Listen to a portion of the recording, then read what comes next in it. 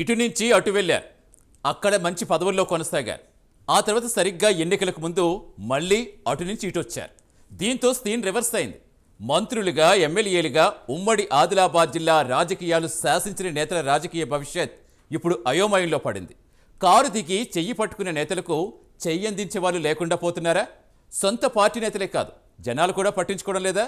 ఇంతకీ ఎవరా నేతలు, ఏంటా కదా? ఆదిలాబాద్ కాంగ్రెస్ను వెంటాడుతున్న టెన్షన్ ఏంటి?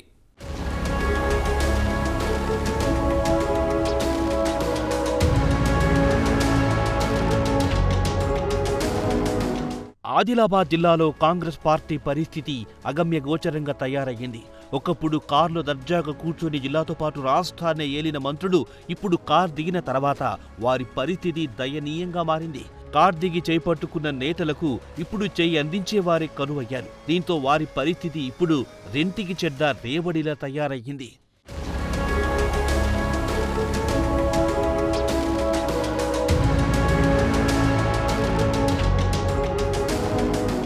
హస్తం పార్టీలో ప్రాధాన్యత దక్కడం లేదనే గుసగుసలు బీఆర్ఎస్లో 10 ఏళ్ల పాటు అధికారం అనుభవించిన నేతలు ఉమ్మడి ఆదిలాబాద్ జిల్లాలో ఏకఛత్రాధిపత్యాన్ని కొనసాగించారు. అయితే 2023 ఎన్నికల ముందు కార్ పార్టీని వీడి కాంగ్రెస్లో చేరారు.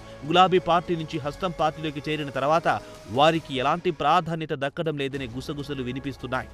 ఉమ్మడి ఆదిలాబాద్ జిల్లా నుంచి 2 దఫాలుగా మంత్రిగా పనిచేసిన ఇంద్రకరణ్ రెడ్డితో పాటు ముథోల్, ఖానాపూర్, బోధ్, సిర్పూర్ ఎమ్మెల్యేలుగా పనిచేసిన విఠల్ రెడ్డి, రేఖా నాయక్, రాఠోడ్ బాపురావు, కోనేరు కోనప్పతో పాటు మాజీ ఎమ్మెల్సీ పురాణం సతీష్ కుమార్, వేణుగోపాలచారి కాంగ్రెస్ కూటికి చేరిపోయారు. రేఖా నాయక్ అసెంబ్లీ ఎన్నికల టైంలోనే జంప్ చేయగా మిగిలిన నేతలు పార్లమెంట్ ఎన్నికల సమయంలో కార్ను వదిలి కాంగ్రెస్లో చేరారు. గులాబీ పార్టీలో ఉన్న కీలక నేతలంతా చేరడంతో కాంగ్రెస్ పార్టీ స్ట్రాంగ్ అవుతుందని అంతా అనుకున్నారు. కానీ హస్తం పార్టీలో చేరిన తర్వాత అనుకున్నదొకటి అయ్యిందొక్కటన్న చందంగా మారింది. పార్టీలో చేరక ముందే ఆహా ఓహో అనుకున్న నేతలు పార్టీలో చేరిన తర్వాత సీన్ రివర్స్ కావడంతో ఇప్పుడు ఏం చెయ్యాలో అర్థం కాక తలలు పట్టుకుంటున్నారంట జంప్ అయిన నేతలంతా.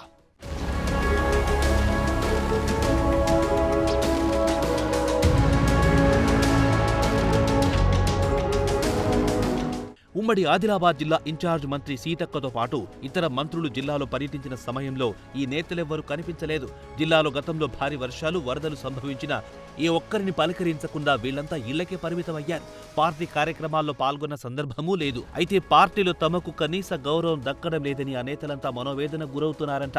దీంతో పార్టీకి ప్రజలకు దూరంగా ఉంటున్నారన్న టాక్ నడుస్తోంది. ఇదిలా ఉంటే మరోవైపు వీళ్లు అన్ని కార్యక్రమాలకు గైర్హాజరవుతున్న కాంగ్రెస్ పార్టీ నియోజకవర్గాల ఇన్ఛార్జీలు కూడా పట్టించుకోవడం లేదని తెలుస్తోంది. దీంతో ఈ పరిణామాలను ఆ నేతలు మరింత అవమానంగా భావిస్తున్నారు. దీంతో వారి రాజకీయ భవిష్యత్తే ప్రశ్నార్థకంగా మారిందనే చర్చ తెరమీదికొస్తోంది. మాజీ మంత్రి ఇంద్రకరణ్ రెడ్డితో పాటు విఠల్ రెడ్డి, రేఖా నాయక్, కోనేరు కోనప్ప, రాఠోడ్ బాపురావుతో పాటు మాజీ కేంద్ర మంత్రి వేణుగోపాలచారి అంతా ఓ గ్రూప్ గా ఏర్పడి తెగ ఫీల్ అవుతున్నారంట. అనవసరంగా బీఆర్ఎస్ ను వీడామని సన్నిహితుల దగ్గర ఆవేదన వ్యక్తం చేస్తున్నారనే గుసగుసలు వినిపిస్తున్నాయి. మహేష్ కుమార్ గౌడ్ పీసీసీ అధ్యక్షుడిగా బాధ్యతలు తీసుకున్న తర్వాత ఆ నేతలంతా ఒక గ్రూప్ గా ఏర్పడి శుభాకాంక్షలు తెలిపితే ఆదిలాబాద్ జిల్లాకు చెందిన పాత కాంగ్రెస్ నేతలంతా మరో గ్రూప్ గా కలిసి విశేష్ చెప్పారంట.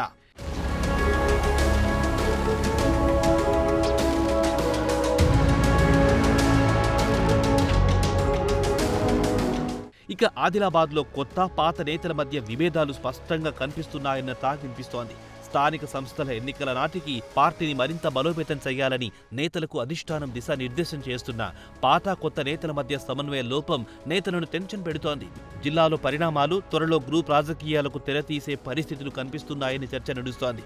ఇంద్రకరణ్ రెడ్డితో పాటు వేణుగోపాలచారి పూర్తిగా పట్టా లేకుండా పోయినట్టు కనిపిస్తున్నారు. అప్పుడప్పుడు పరామర్శలకు తప్పిస్తే ఇంద్రకరణ్ పూర్తిగా హైదరాబాద్కి పరిమితమైనట్టు తెలుస్తోంది. వేణుగోపాలచారి కూడా అప్పుడప్పుడు ముథోల్లో కనిపించిన కాంగ్రెస్లో చేరాక మాత్రం అటువైపు కన్నెత్తి కూడా చూడడం లేదనే గుసగుసలు వినిపిస్తున్నాయి. ముథోల్ మాజీ ఎమ్మెల్యే విఠల్ రెడ్డి, ఖానాపురం మాజీ ఎమ్మెల్యే రేఖా నాయక్, బోధ్ మాజీ ఎమ్మెల్యే రాథోడ్ బాపురావు కూడా తమ తమ నియోజకవర్గాల్లో కనిపించడం లేదంట. పార్టీ కార్యక్రమాల్లో పాల్గొనకపోవడం, పార్లమెంట్ ఎన్నికల్లో అంటిముట్టనట్టు ఉండడం చూస్తే ఈ మాజీల రాజకీయ భవిష్యత్తు దారి తప్పిందేమో అన్న అభిప్రాయాలు వినిపిస్తున్నాయి. సిర్పూర్ ఎమ్మెల్యే కోనేరు కోనప్ప కూడా కాంగ్రెస్ కార్యక్రమాలకు పెద్ద అటెండ్ కావడం లేదు. నియోజకవర్గంలో గ్రూప్ రాజకీయాలు, పార్టీలో ఆధిపత్య పోరు భరించలేక ఆయన న్యూట్రల్ గా ఉండాలని నిర్ణయించుకున్నట్టు తెలుస్తోంది.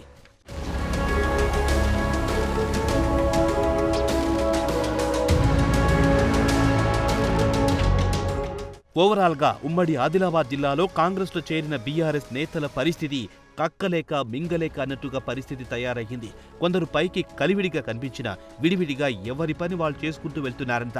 మరికొందరు ఎందుకొచ్చిన తలపోటని హైదరాబాద్కి పరిమితమవుతున్నారని టాక్. ఓవరాల్గా కారు పార్టీ వదిలిన నేతల రాజకీయ భవిష్యత్తును కారు చీకట్లు కమ్ముతున్నాయా అనే అనుమానాలు వినిపిస్తున్నాయి.